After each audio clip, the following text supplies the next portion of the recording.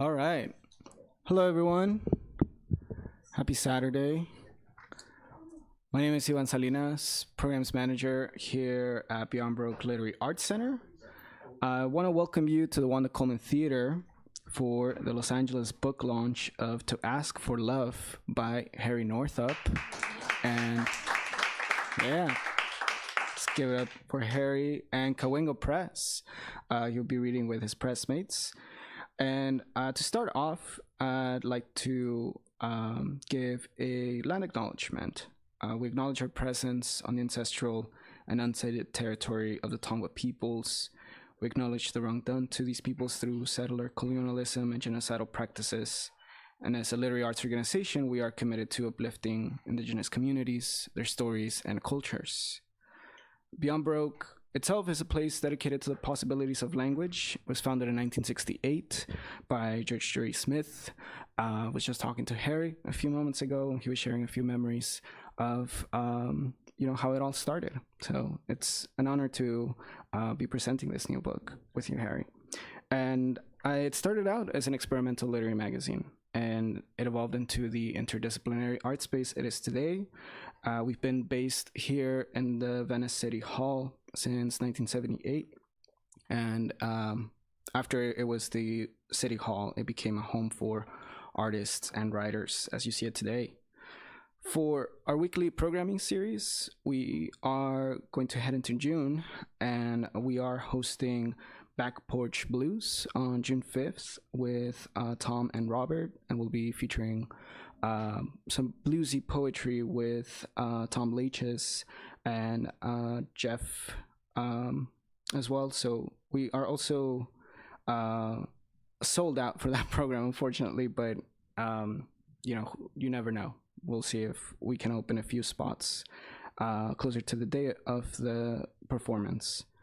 We're also hosting book launches for poets Michelle Jacobs and Audrey Shipp. And for June 20th, we'll be having a tribute for Spanish poet Federico Garcia Lorca in celebration of what would have been his 128th birthday, but it's also the 90th anniversary of his death or assassination, unfortunately. If you like Beyond Baroque and want to help art spaces thrive, you can support us by becoming a member. You can also come to our fundraisers, and memberships start at $75 with discount prices available to students. And by becoming a member, you get access to events for free, discounts on our bookstore, and original merch. A big thank you to the Beyond Baroque team. We have birthday boy in the booth, Eric Alberg. Just join me in saying once, happy birthday.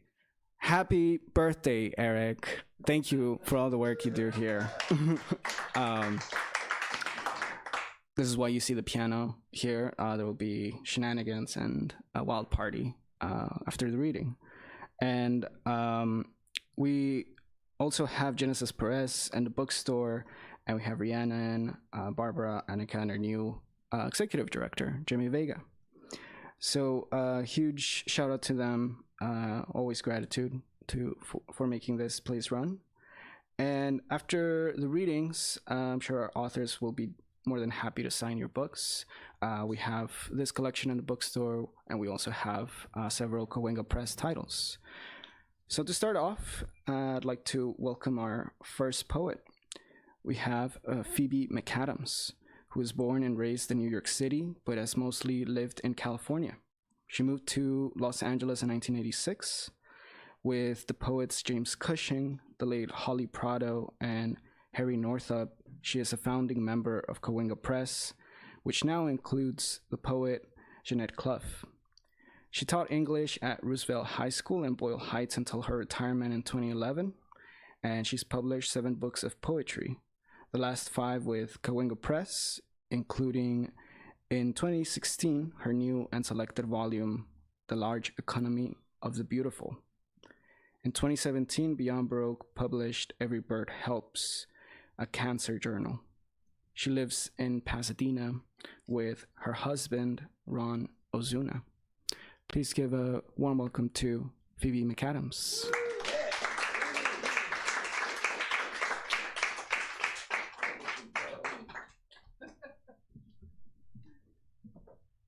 I'm new to life without a cane, thanks to my knee replacement.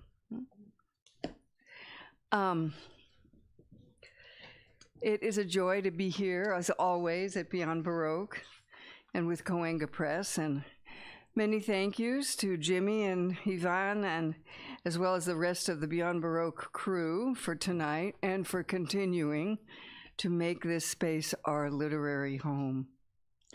Cahuenga Press has enriched and nourished my life since we started the press in 1989. Like Beyond Baroque, it is a beloved family. To Ask for Love is our 30th book, a beautiful book.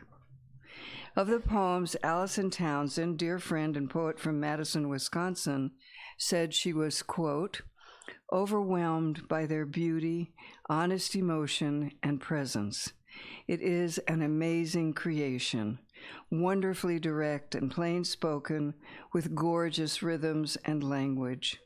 A tribute to Harry's late wife, Holly, and their inspiring literary partnership, it is also a book about poetry, its great redeeming powers, and how the creative, in both its searching and solace, restores us to ourselves. Yeah. I'm going to start, since it's May, I'm going to start with two mother poems. I have two mother poems, so I'm going to read those. For my mother, Mary Perry. The longed for is tiny, just out of reach, a hankering for baby's breath, for sunlight on natal plums. In the morning, when the long shadows inhabit bone and the blood moves tenuously, the shadows grow from the wrists. I wait again for things of the other side to return. Her pink toenails, the sound of mourning doves, the soughing in the pine tree she loved. It begins again, this task of longing for the divine, the labyrinthian thread, the deep desert root. In Japan, you can rent a family, have dinner with rented relatives whom you have coached with the gestures of a loved one, a wife or daughter, a mother now gone. I stand under a canopy of green parrots squawking and eating berries in the camphor tree. We are your mother, they say. Greetings. Their beaks, their sharp eyes. I use the parrot-handled cups she gave me. It is a job, my job, this hankering for the divine. Hotel suites at dawn for my ex-mother-in-law, Margie MacAdams. We are crying against a background of gold oriental. In the upholstered living room, there is a reminder of the way things were. This is a temporary stop between realities. The delicate plants cry for attention in the greenhouse. A brother is becoming a rich man. Something moves him to the next martini, the next pill. The pain is unbearable. We need the comfort of things to ease it. There was reassurance in the Japanese wall hangings, in the sideboard full of placemats. There was consolation in the late afternoon smell of damp linen being ironed. Everywhere is a reminder that nothing was too good for her, but the man who made her a queen is gone. How will we get from one wine glass to the next now? Who will call us from our hotel suites at dawn?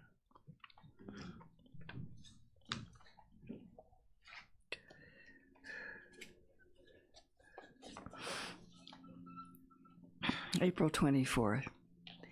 Shadow of mood and deep fatigue, activating the intelligence of nature. Water embraces us, the peace of holding hands beneath the surface. Items on the altar, candle stump, lotus flower postcard, Avalokitesvara in traditional position, elbow on knee, the Buddha, interminable as black water, as a dream exploding into light. Shadow of surgery, of stroke. I walked to the bridge over the metro along Fair Oaks Avenue, past the large house with the dangerous Dobermans. What sustains us now if not the acorn woodpecker on the telephone pole? A thread of words leading us back to the sanity of one stanza after another. What sustains us in this time of deep grief, deep rage? I, too, wait for things of the other side, a light at the end of the forest street, the consolation which comes in voices, the hand I feel behind me, it is there. And then the sunlit snippets of dreams, the deep weave of words that lead me to climb the steps to row seat 16, where we watch the slow unraveling of 7 innings to the stretch that sustains the daily unfolding.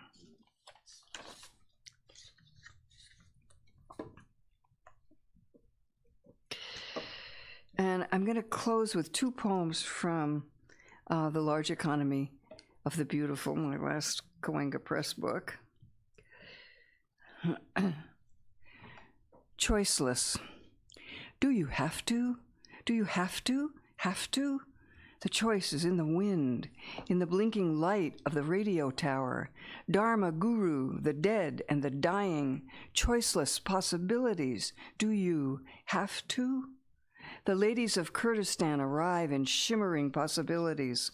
Welcome, dakinis of Iraq. Away from the wind, in the deep and carpeted cellar, is a blue dog, Tibetan coyote, coming down as usual to join me in the curves of sleep. He enters me at dawn when I move happily from sleep to love. But this marriage is too much like a deal, too much like a refusal to accept, and I'm out with the wind, choice made, all unmade. I'm out with the leaves of the mind. Look, Chogyam, I do clean, cook, I teach, breathe the polluted air. I travel, I do. But what of this empty space? What of the shimmering ladies of Kurdistan? Inside the tent are the revolutionary ladies, beautiful, though all they have fought for is lost.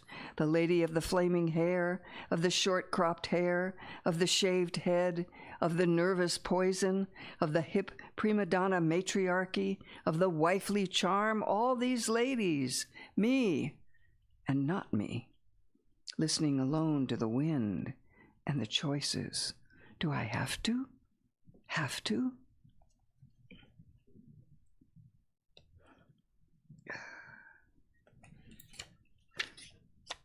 Cupid and Psyche, 1.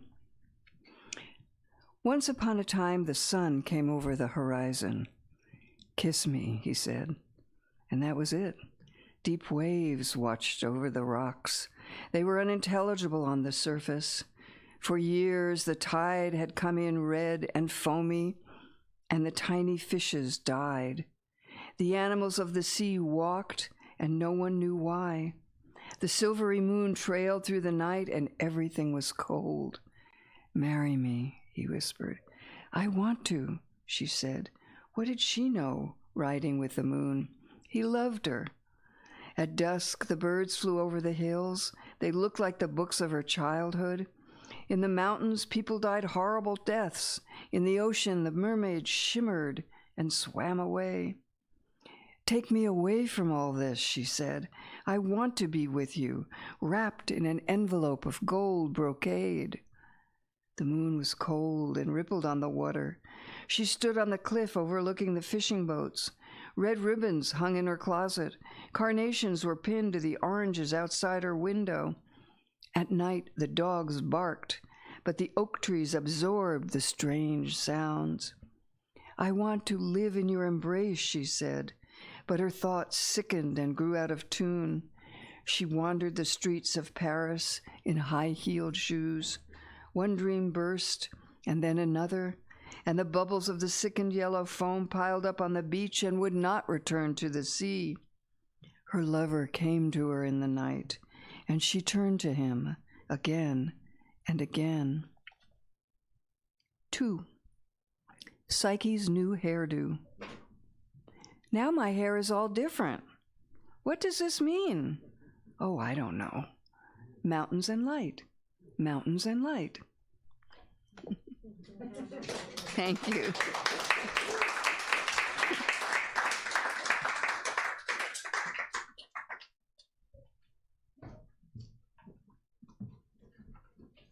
Thank you so much, Phoebe.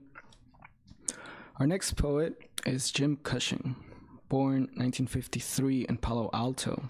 He holds a doctorate in English from UC Irvine. In the early 1980s, he hosted a live poetry radio program on KPFK, which gave early exposure to Dennis Cooper, David Trinidad, Amy Gersler, Wanda Coleman, Leland Hickman, Scott Weinberg, and many others.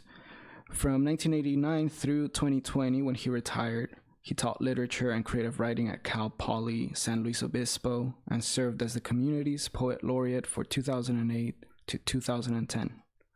Cushing's poems have appeared in many journals, and his 30-year association with Cahuenga Press has resulted in 7 full-length collections of poetry, the most recent of which is Tangled Hologram.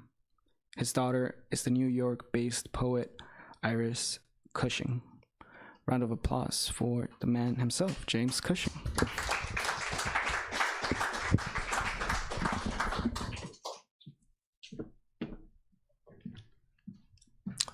Thank you, Ivan. Thank you, Jimmy.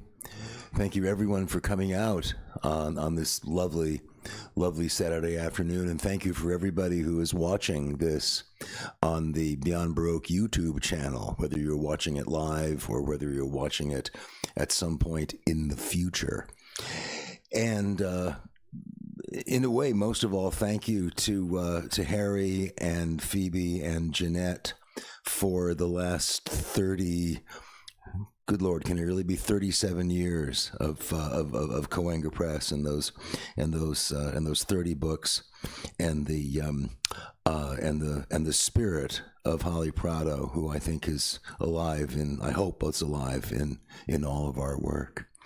It's an honor again to be celebrating Harry's new book, To Ask for Love, which is a beautiful poetic object, which I recommend everyone have. I'm coming out with a new book myself in October from Giant Clough Press called Spoken in the Dark, and I'm going to give you some poems from that collection.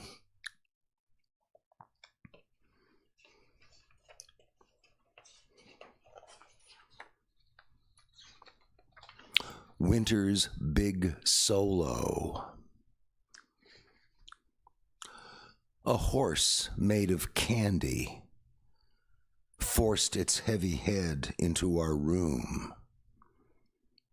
Graffiti on its nose read, "Couldn't breathe, couldn't breathe, couldn't breathe." "I had a heated rope inside me," said the horse, without moving its lips. An unmatched set of bells fell onto the sidewalk. I could hear the winter inside their ringing. And a great ice cloud descended like an elegant wall that spoke a unique, dreadful language. I stood, balanced on wings between boulders of sugar, watching twilight prepare to eat every name from our phones. But here, the pianist hesitates. He appears to have felt threatened by something inside the music he was asked to play for these people. Threatened and exposed as unclean.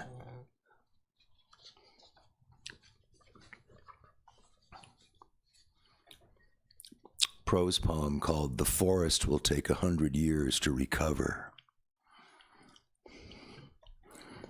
Each stump must regrow its own matriarchy, and each broken branch must initiate a separate culture of regret. Wooden marionettes will thump each other, attempting to kiss in the shade. Wildflowers will fall asleep, only to wake as cacti. In order to support the larger process of healing, we agreed to collaborate on writing an epic of this fire season. We wanted total collaboration on everything, although you preferred using the pen that never forgets. I, the pencil that cannot remember the tree from which it was cut.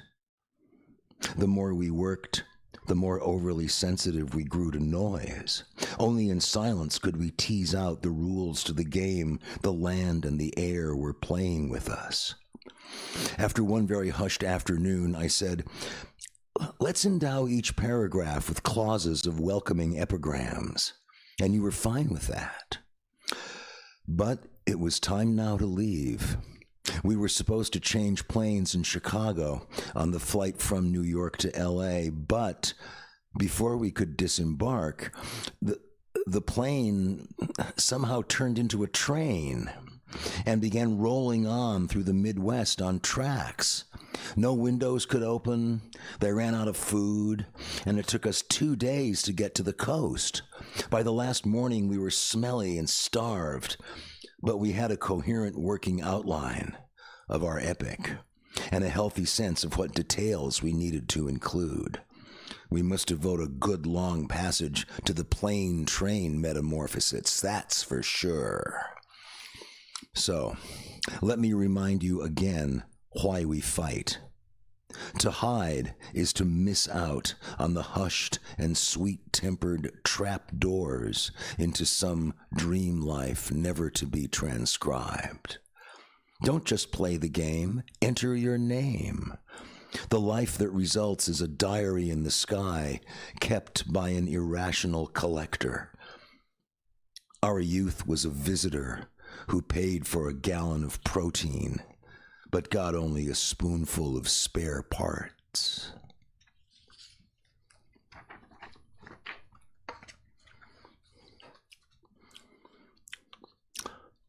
I think we're all familiar with the person looking at an abstract expressionist painting and saying, my 6-year-old could do that. This poem is called Shirt and Sweater Combo. I could never make you, said the 6-year-old to the abstract expressionist painting. I could make you laugh, the painting replied. I see the glow beneath the world, the one we all remember but cannot discuss. We can discuss the sun, or a stove, or a candle, or we can let time simply walk in a circle like a circling cat thinking of fish. A fish in the fountain eats coins people toss in to make wishes with and dies. Now the carpet is gone. The thing that was on it is gone. And my head is an Eve who never ate the fruit. Little painting, sit here with me. Catch me if I fall dizzy in the sun.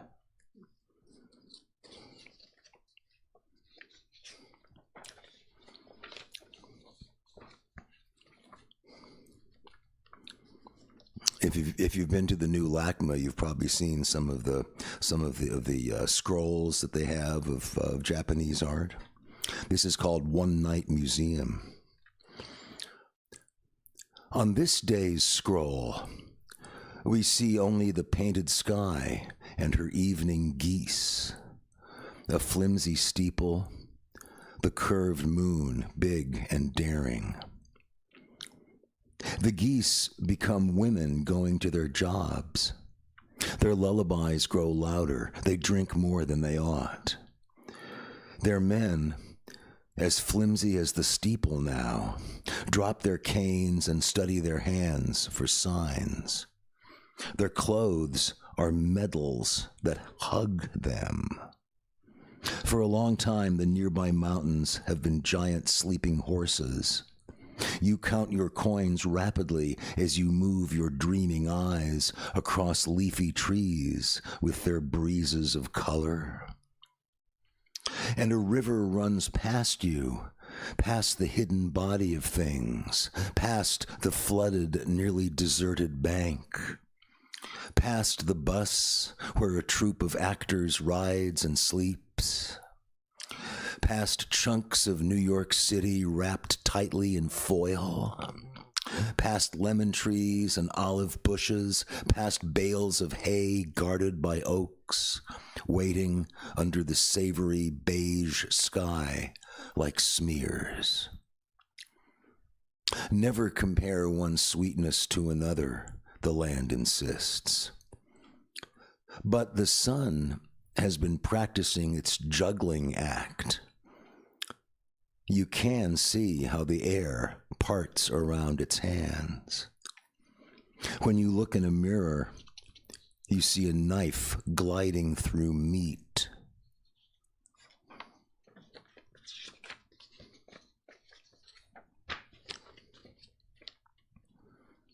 Sacred paranoia. Give me another piece of paper. Give me a role in the cheapest sci-fi movie ever. Give me an eraser to wipe my name off the whiteboard and an ice pick to scratch the last remaining vinyl LP of my dreams so badly no one can play it again. Give me a room full of people on fire with the fear of what the ocean wants of them. Give me a radio made of city lights. Build me a barricade around the world's last silent fortress. Build me a fragrant paper house and crumple it. And now, the beautiful phone calls bloom. Give me a popsicle. I'll eat the stick.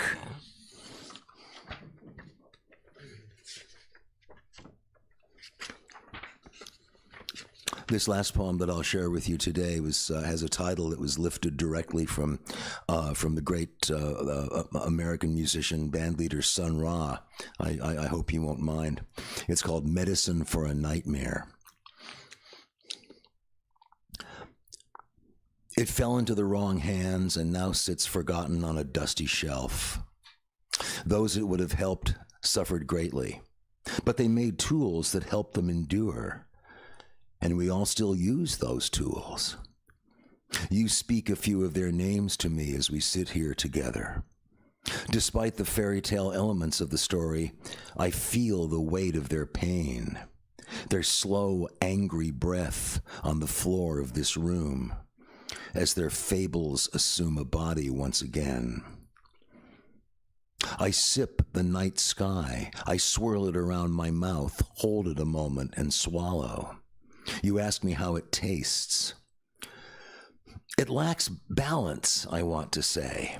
And in my memory, a bell starts ringing in the night, and the sound connects somehow with a man I almost recognize in a car parked just outside.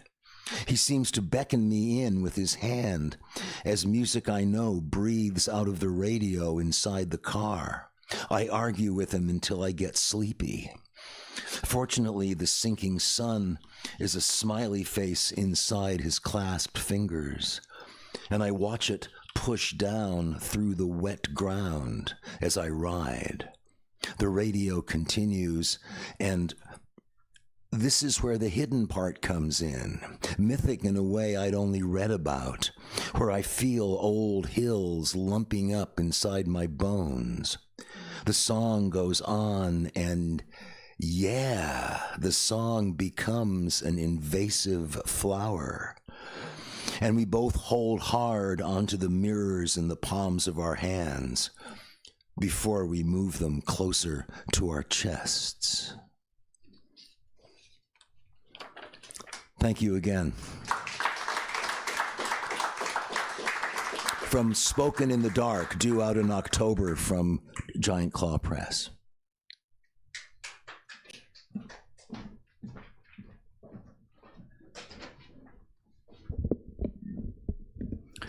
Thank you, Jim. Looking forward to the new book. Our next poet is Jeanette Clough. Fire Roulette is her 4th poetry collection. An earlier book, Flourish, was the finalist in the Otis College of Art and Design and Eastern Washington University book competitions. Other publications include Island from Red Hen Press and 2 artist books, Stone and RX. Her poetry received awards from the Los Angeles Poetry Festival, Fin the Millennium, Ruskin Art Club, and Rainer Marie Rilke International Poetry Competitions. She was also artist in residence in Joshua Tree National Park, a native of Paterson, New Jersey. Clough holds an MA from the University of Chicago, Division of the Humanities. She worked as an art librarian at the Getty Research Institute and divides her time between Ventura County and LA. Please welcome Jeanette Clough.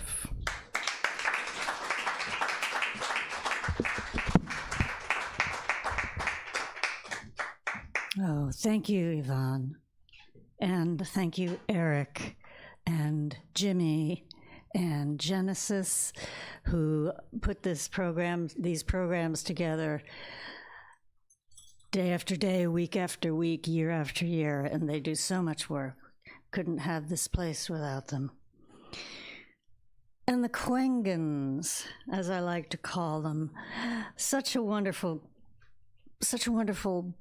selection of human beings. They're just wonderful people, and they're wonderful poets, and very productive. The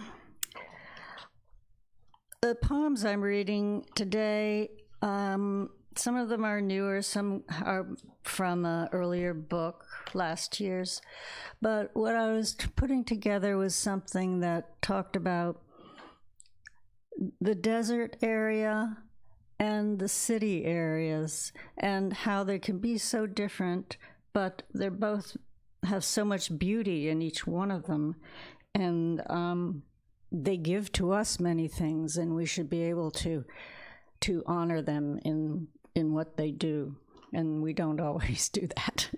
So anyway, I'm starting with a book, right?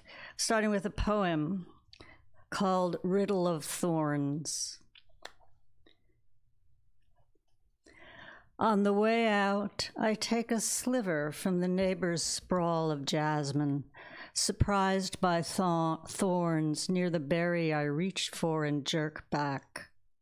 The afternoon unwinds from side streets into a spray of interstates and paved corridors rimmed by used car lots, diploma mill colleges, off-ramps named for fruit, RV graveyards, graffiti, and chicken coops. The metropolis thins house by house, giving way to the Mojave's lobby, flecked with scrub and spiky Joshua trees. In the rest stop gift shop is yet another prickly display. 3 desert-themed quilts of bighorn sheep, then a sprawling orange-bladed propeller sunset, and a diamondback looped around itself in a heap of lavender half-light, all of them meticulously needled. When the shop closes for the night, the quilted sheep navigate the cliffside with pincer hooves, counterbalancing their bulk, delicate as a roost of monarchs. The turmeric sun swabs the canyon blood red, and the serpent withdraws into a thicket of cat's claw and cholla, fangs folded up against its palate. The jeweled dorsal scales, an open necklace trailing off the asphalt, away from my spinning tires.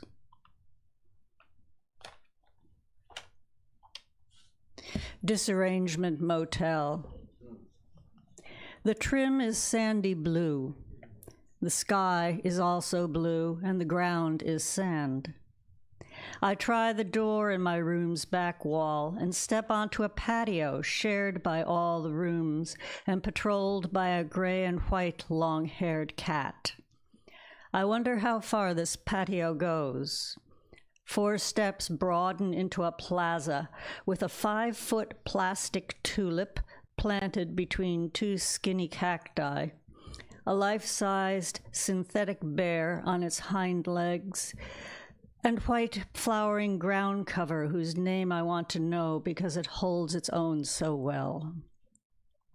Spiny lily trees dressed for the occasion infuse the Ocotillo night with their off-road joie de vivre and the science of spice. One image does not take the place of another. There's a key in my pocket in case the door shuts and does not open from this side and I lose myself among the creosote. The knob turns, and I dwindle into the normalcy of bent hangers, coffee maker, and the fan-only setting on the air conditioner, whose draft ventilates my hair and pulls apart the strands like a nocturnal breeze disarranging crystals around a neon shard of moon that gradually wanes and blinks out.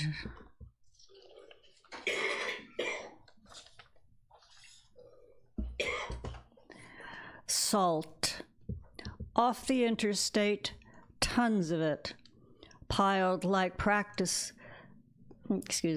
Off the interstate, tons of it piled like practice slopes for beginning skiers. The glare is immersive, sharp and angled. Under her parasol near the top of the silo, the Morton Girl logo. The car doesn't seem to move, regardless how heavy my foot, or the heat stacked in waves, or the mountains in pale silhouette that parallel this numbered no-name road, a licorice Twizzler string of blacktop across a science fiction landscape.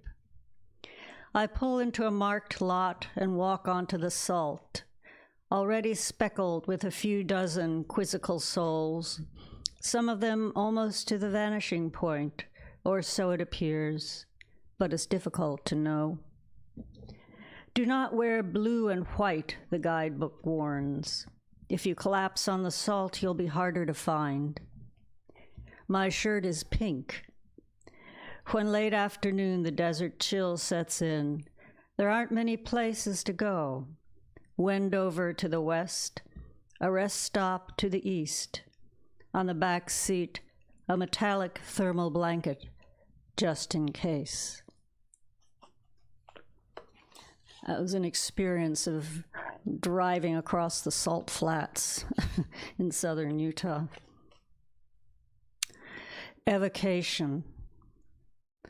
I am surrounded by streets that are half lit, sheathed by metal and glass, and marbled with neon-veined red.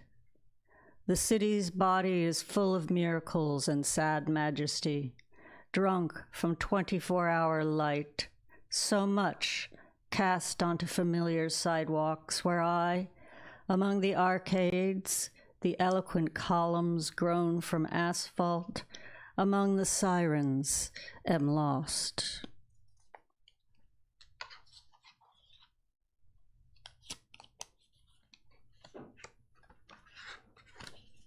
Ardor. Pick a direction, left or right, to the street where, oblivious to traffic, ballet boys and ballet girls parade down the center line, swaying on bright-muscled legs, roughing up their toes, brushing the asphalt with lamb's wool and sequins, with lost elastic and satin ribbons, performing their steps with a sharp hunger that will solve every problem, with ardor hard as a rose-cut diamond set in platinum, in angles that refract and will not, no matter what, be still.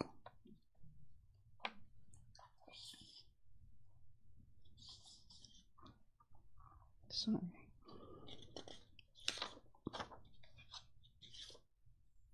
Cityscape. The driest year blows sleeveless in the wind. My display of parched snapdragons quivers along the rippled bars of a vertical thermometer. Beneath, the metro anchors and shakes. Tomorrow is poised on an upper-floor porcelain ledge surrounded by broken windows and clocks. From the crossbar of a telephone pole, a red-tailed hawk watches the stiletto heat penetrate downtown fluorescence into toxic bloom. Fallen pear blossoms gather into ivory quartets and croon their death song. What becomes of the leafy chairs whose legs now grow branches heavy with plastic? Here, the slightest cigarette intensifies the air with bitter particles rising to a smoke-filled end. Workers cut squares from slabs of sidewalk, opening doors to the undercity, whose yawning street vents exhale drafts into pedestrian breath. Against a virtual background, irradiated fruit and the shattered frames of eyeglasses syncopate blue, way up, past a keyboard, to the beating wings of a messenger raven. Guess I have two more here. Pillars of light. Everyone sees pillars of light at dusk. A man descends the luminous shaft like a charm in a floaty pen and hovers in the freeway lane to my right. I have heard about these winged men and women who wear long dresses and are adorned with feathers, so we will understand they have come a long way and will leave again like migrating geese. I invite him into my car. It feels good to drive with the convertible down and a couple of milky wings streaming over the back fender. It's LA at rush hour, and the beyond Baroque twilight settles its difference with the smog, turning the horizon cinnabar strewn with construction cranes that rest in their one-leg resting position while day goes down and the night shift rises on platforms to the top floors, where men with hammers and blowtorches work through the dark hours into dawn. Drifting into D major. It started last week. Choruses, or sometimes a soloist with backup. Spells of music when falling asleep. I haven't slept more than 5 broken hours until I think 5 broken hours is all I need. Then the singing starts. I want it to last, but it happens in the crescent of drowse between wakefulness and sleep, where it is difficult to linger. A desk lamp goes on by itself in the middle of the night. I keep turning it off. A power surge, or maybe a ghost in the wire. The same thing happens at the base of the stairs, the enclosed porch, and the adjoining foyer. The doorbell rings when no one is there. Everything looks normal. Next night, I keep the lamp on, whether from wiring, a ghost, or me, and open the shades after dark so anything that goes either direction through glass may and will. Okay. Thank you.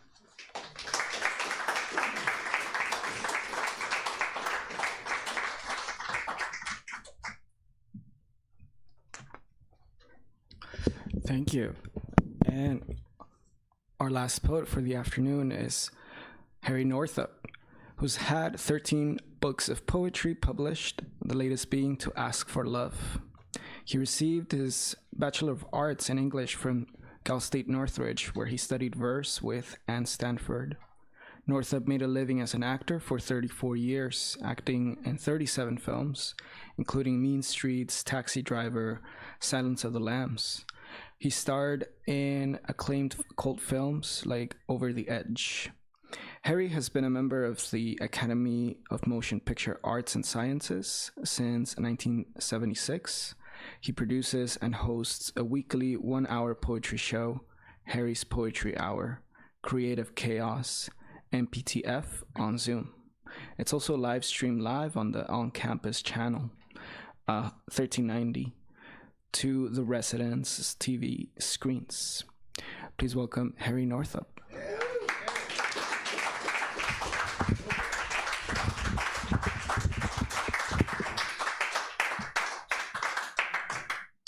Thank you, Yvonne and Jimmy and Beyond Baroque.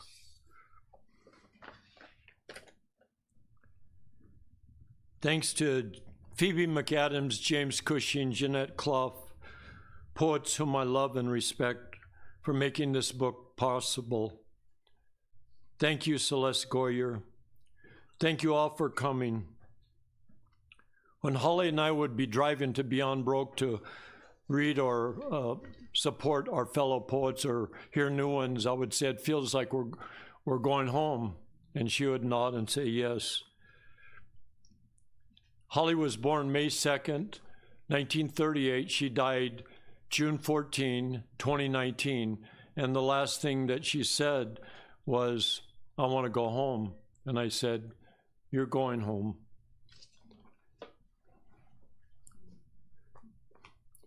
This book was written at the Motion Picture Country Home in Woodland Hills. MPTF began in 1921.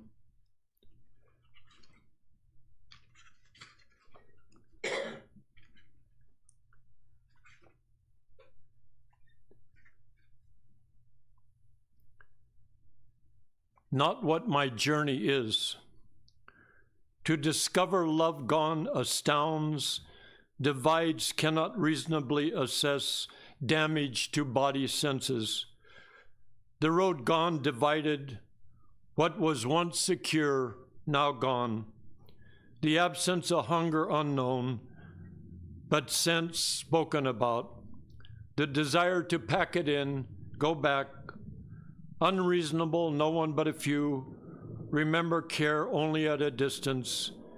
It's a journey taken alone, with mistakes, heartaches, missteps. What no one hears.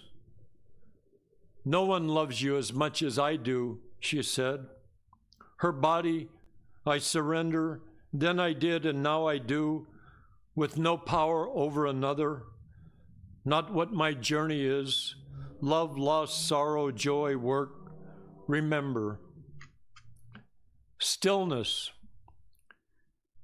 It's just stillness comes over me, shelters me from others' pain. I write in my heart, disassemble parts that make up, identifying each semblance, sounded, disappeared when her body left. It's just gone, no one to touch, to kiss, hold the thinnest back, caress verbs, accommodate schism. No more activities together. We talked oceanfront walk, walking on rocks, sitting under trees. Your body saved me, you gave me life. Your food, mouth, body, hips cradled me, we gave, accepted. Joy, stayed together, ate regular meals at regular times, allowed each to be each, authentic stillness. The scarf. What others write of her is not who she was. She lived, she wrote, she died. She loved, she cooked. That's not who she was. She lived, she wrote, she loved. That's who she was. I picture her wearing a scarf as she did as a child to protect her hair from the wind. They came, they spoke. They told me who she was.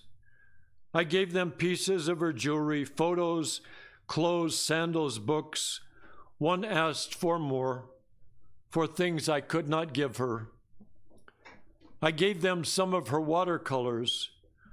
Who she was not what we saw. Her soul larger than a mind can see. I think if anybody really could see who Holly was, it would be to read her journals. She kept her journals chronologically, and when the appraiser came to appraise her books, or her papers and then mine. He said, I've done over 200 appraisals, and I've never seen anybody with their journals so copious and so complete. Usually there'll be half a year or 3 months or a month or two vacant. Hers were succinct. My wife's voice. I write to be sane, write to understand the loss of my wife. I say as I walk, where are you, Holly? Last night in my sleep, I distinctly heard, Harry. It was my wife's voice. The woman I wrote poems to, wrote poems in the same room, read poems while still in notebooks out loud to her in the morning. It's a man at a desk in an active senior retirement home whose wife died 8 months ago, and he wrote poetry in their home and when he was away from home, and now it's all away from home. His heart is his home. He doesn't know who he is without his wife. She called my name in my sleep last night. She said, Harry.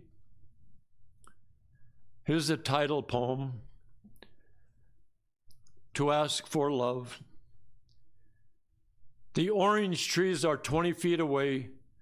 It's the last day of April. In 2 days, my wife would have been 82. It's been 10 months since she died. Her body was orange blossom scent, her poetry waterfall and baseball. Our mouths spoke bodies, violets and earrings, baths I helped her into, roses and chrysanthemums. In the night of darkness, she found me.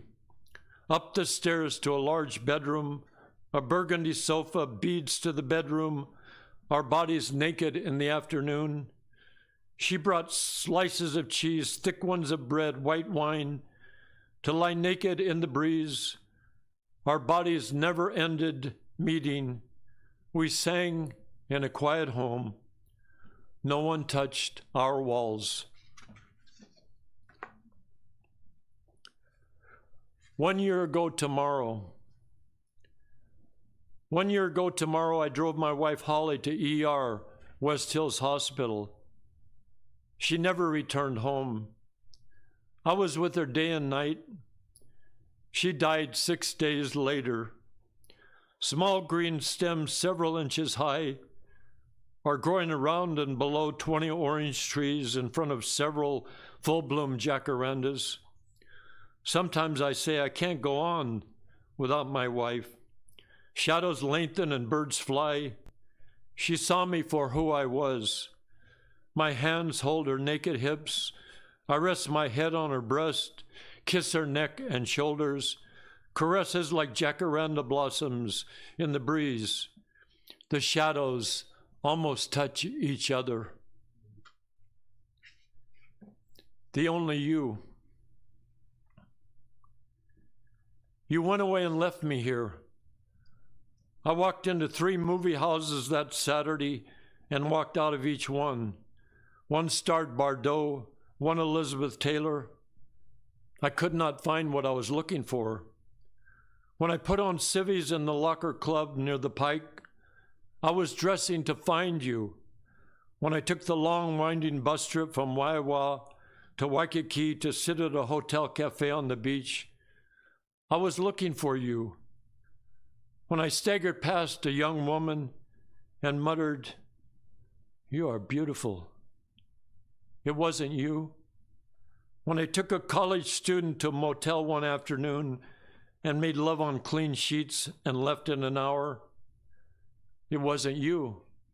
When she wrote in lipstick on a mirror in another motel in a northern town, "Someday you will learn how to give," it wasn't you. It wasn't you walking through the orange grove last night. Our bodies next to each other are the only you. Her body. Death has a new lover. I never wanted to share Holly with anyone but Dylan, my son who loved her, whom she loved. her body for me only. No men, no women, no doctors. Her breast, neck, hair, shoulders. She resurrected me. I get so fucking lonely without her. Her body next to me in bed, beside me in the car movie. We shared our poetry. I bought fresh halibut swordfish. She cooked, made salads. Her poems are like her salads. Depth, layers, many ingredients, tasty, nourishing, fresh. Death took her. She lives in fresh water, moonlight, magnolia blossoms, eastern lilacs. They have a nice fragrance.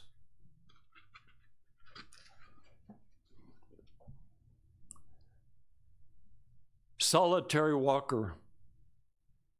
The solitary walker goes one way. He sees another solitary walker, a woman who lives in a cottage, walking the opposite way. Though he enjoys seeing her, he doesn't follow, but goes his way. On the way back to the villa, he sees her on the bridge, looking at the koi in the pond. He presses the code numbers, enters, walks near her. She's entranced by the koi's reverie. He breaks her trance. They talk. He goes on his way, in comfort of their brief embrace through distant sweetness. You might even say a spare kindness near the koi on a bridge at dusk.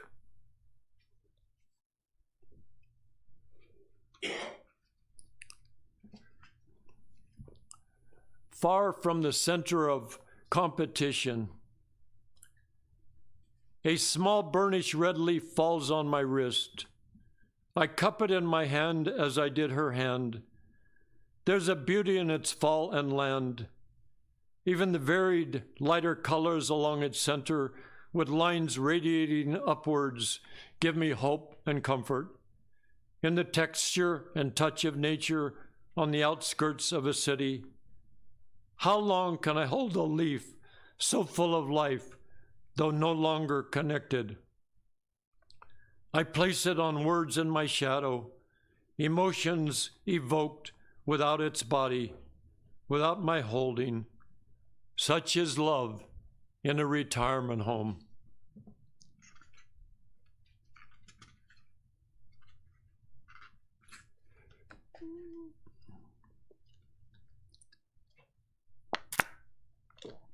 Holly was important to many of us here.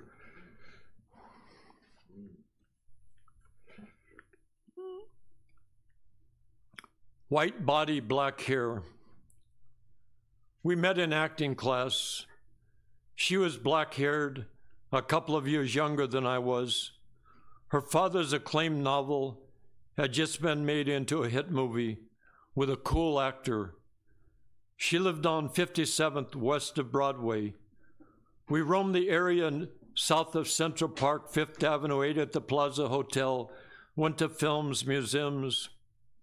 One hot summer night, she came over to my apartment on 79th and Columbus and suggested we take our clothes off and lie down next to each other and not touch. The floor fan cooled our bodies. Her red silk dress and my Levi's and Brooks Brothers shirt laid carefully on chairs.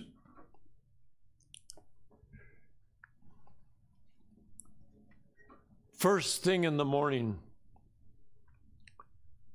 why did you come into my life? To give me a taste of beauty, like the brightness of a flower that attracts me to photograph it?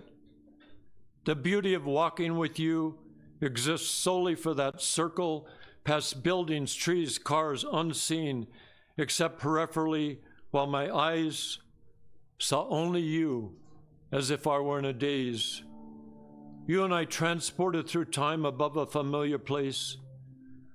Why did you dress so attractively? Why did we talk so intimately? Was it just my imagination? Why did you say, call me?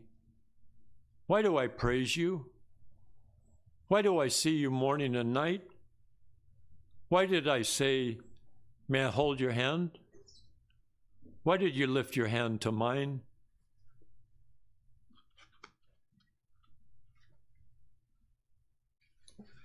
In afternoon silence and shadow,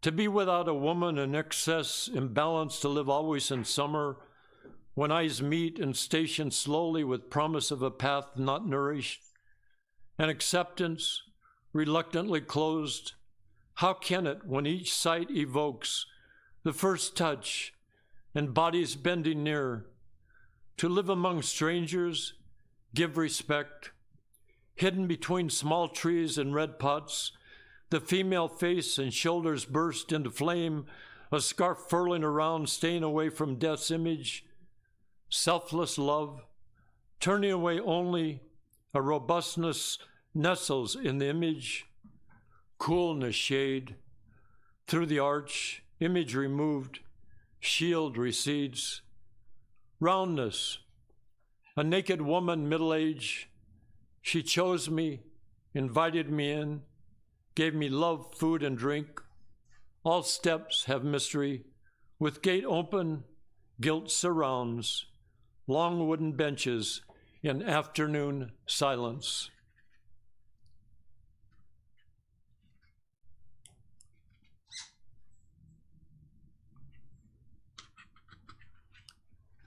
I sing loyalty to you, poem.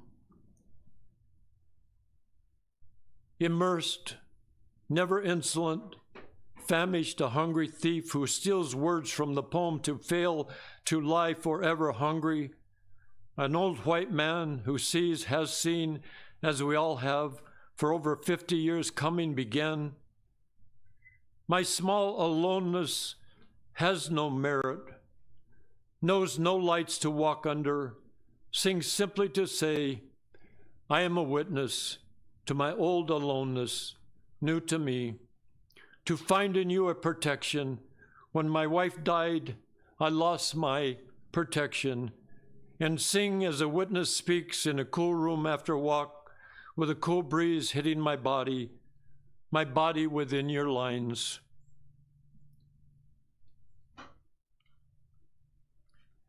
In the inner presence,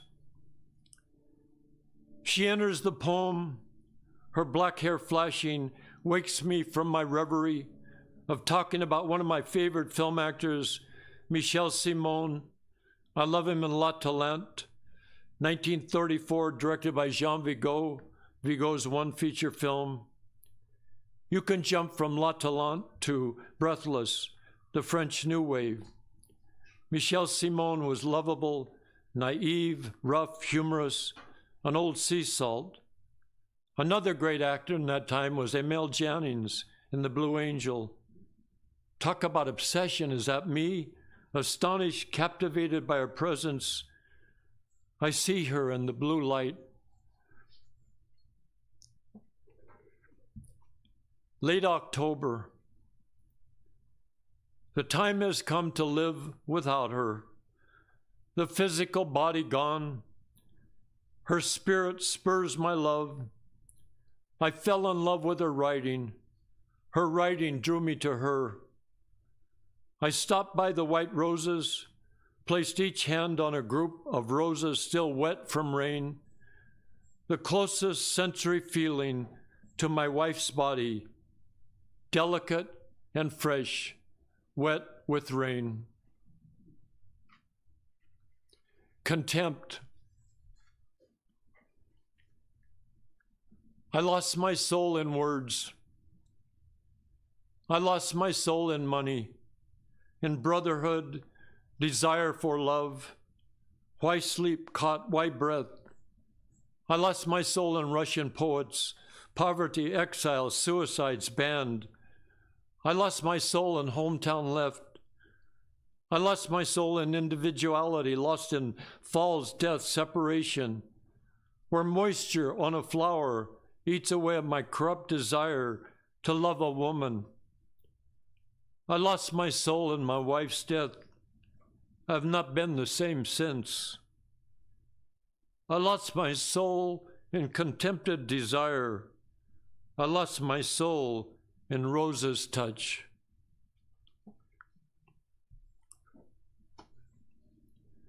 Unending camera. I am the troubadour who sings love songs to a lady inside a castle, who asks for forgiveness before beauty, who cannot pass her reason's boundary, whose love has nobility and is cursed. Someone to say, you did good. My love, which I never say publicly, is a one-way street. She's a beautiful, well-to-do woman, firm body, smart, kind, vigorous. I'm a poor actor, poor actor. I'm a poor actor, poor poet, poor scholar. My song, a blues into the night.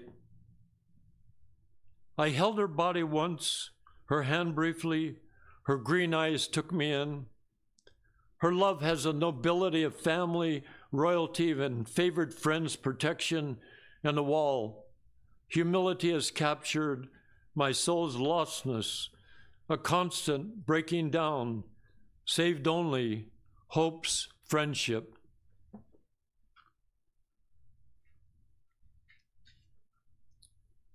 The poem, Comrade, the poem, the title comes from the jail. There used to be a reading series in the jail, and Jack Hirschman was reading there one time, and he was a communist, and so he's reading this poem, and all of a sudden a Hispanic comes up to him, and he's, for some reason, he pulls out his driver's license, and he's showing it to John. It was a poem about camaraderie, brotherhood. His poems are always, not always, but many are like that.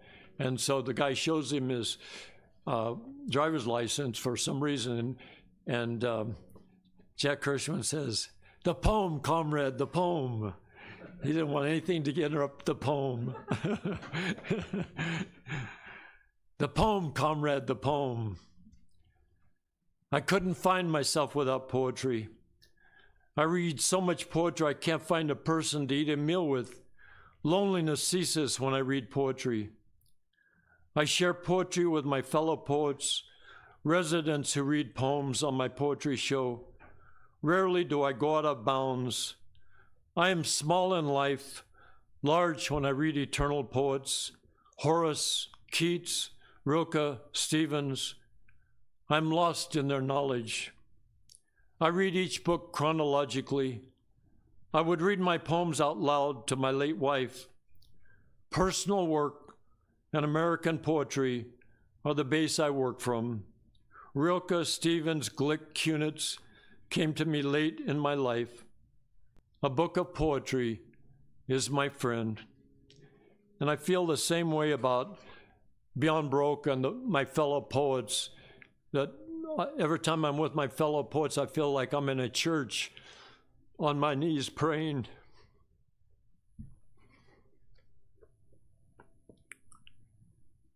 The John Ford Chapel. This is a small chapel on the motion picture and television fun grounds in Woodland Hills, and just a lovely little chapel. And a few years ago, the chaplain, Dina Cooperstock, asked to see some of my poems, so I gave her about 10 poems. She had already read some of my others, and in it was this poem. And she asked if she could, if I would give permission to put it in a frame and put it in this little chapel. And that was one of the highest, deepest honors I've ever experienced in my life. You walk in there and there's a little, it's there. The John Ford Chapel. No roses on bushes outside chapel. A simple, almost New England place. 3 stained glass windows, floor to ceiling, 10 wooden pews with long beige pillows tied at one end. Blue carpet, a place to pray. I pray for continuity, breath, line, devotion. I pray for understanding, to learn to forgive those hungry, ambitious souls who see not others. I pray for the health of my neighbors. I give thanks for their generous spirits. I pray to be a good person and not offend others. I pray to departed love, and the chapel bells startle me 11 times. I ask to recognize times, to see others in a more human array. I pray for forgiveness for my limited vision. I pray to see the white wings in sunshine which hold death and love. And these two lines in the chapel bell startled me 11 times. It turned out that that's how many people were killed, died of COVID at MPTF. So I'm going to read a few more poems here.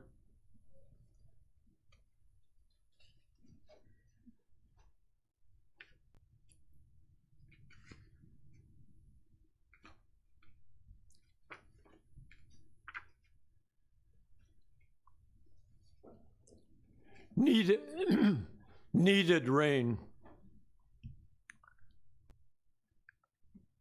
In the first sentence, I instead of talking about other people or blaming other people, I try to look within, and so that's what the first line refers to in this. Needed rain. I should never of others, but my own. O Lord, I am frail and fallen, and fear I should appear strong and confident. And I break down and cry 12 times a day. I have no one to be with me in poetry each step except when I wrote my wife. O Lord, help me accept my imperfections. Distance me from my escapes. Make my face a mask of greenery. It's too rainy to go to the chapel. This song is my bewilderment. I deny what I love. Words lead me in waking. I am part of loss and love. Behind the magnolia tree by the chapel. Where do I go, O Lord? To stay warm and dry and hopeful, I pray. Love scolds me and never stops.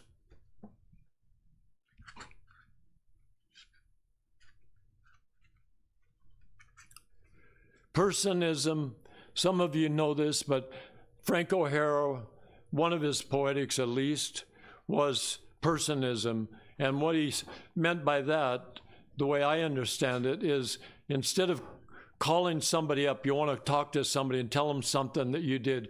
Instead of calling that person up on the phone, take that same energy and channel it into a poem. And this is my last poem, and thank you all once again for coming here. And thanks to Cahuenga Press. As Jim pointed out, we've been together since 1989. And we all support each other, and we also give each other individual freedom. And that's been one of the keys, I think. It's in our press statement, but I think that's one of the things that we're all different. Personism. Living in a retirement home, the phone is important, and sometimes people end up in Harry's Haven, Alzheimer's unit there, Mary Pickford home, long-term, they take care of you 24/7. Herschel Place, same thing. Then they have a couple other places. So I'm probably one of the only people you know who doesn't have a mobile phone, but we have a landline and it's free. Personism. It could be that I love you. What touches me deeply are the phone calls. and what I carry within after. An inner connection, someone to talk to about fears, aloneness, an attempt to find a human connection. Your graciousness, empathy, it all could be as one, while friendship, while aloneness, while separateness, femininity, strength, care. Often I am permitted to see beyond the mirror. It could be that I never find you, but I do carry within what you have said to me. That gives me strength, and I know it is good to talk with you. Thank you very much.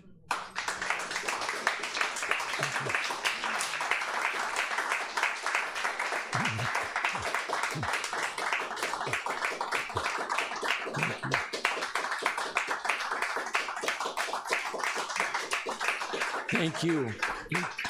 I like, the last thing I'll say is I like intimate groups. Thank you. Yeah, let's keep it going for all our featured poets. To Cahuenga Press, thank you all. Yeah, let's keep the celebration going. We have a reception in the lobby, and we have books for sale right across the hall. Thank you so much for coming out today. Enjoy your weekend. Thank you.